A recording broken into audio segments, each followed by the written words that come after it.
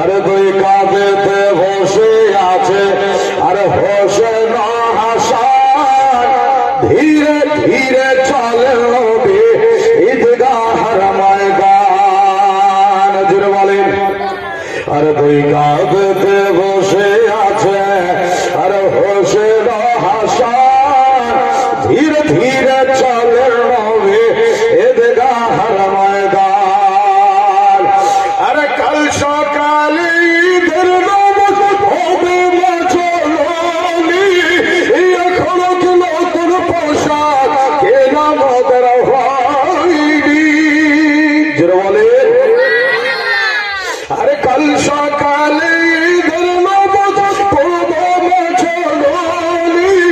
এখনো কি নতুন পোশাক কেনা মদের হয়নি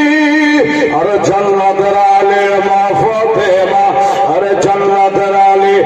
মা ফাতেমা করে গো বায়ান ধীরে ধীরে চলে নবী ঈদগাহর ময়দান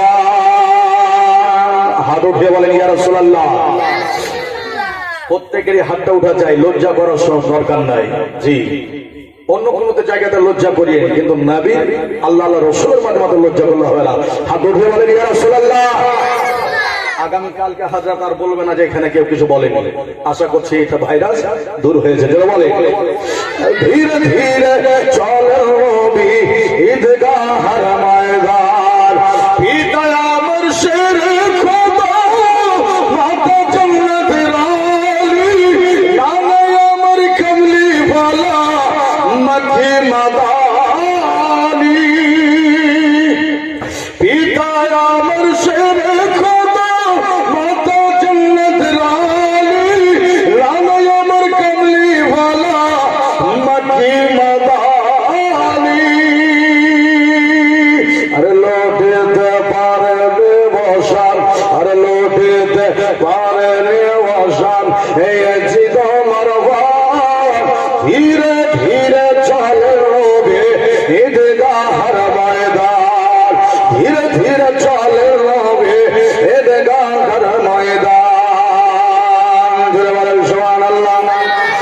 ওরাত নবী তওবা করে মিটবে কি মনের আশা আর তিন দিন কেন শত দিন রে রয়ে পড়ে পিপাসা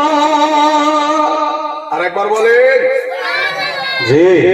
আজকে যার যে শহীদে আজমের জন্য আজকে আমরা সহি সালামত আছি সে তারই নাম হচ্ছে ইমামে হাসান ও হুসাইন জোরে বলেন সুবহানাল্লাহ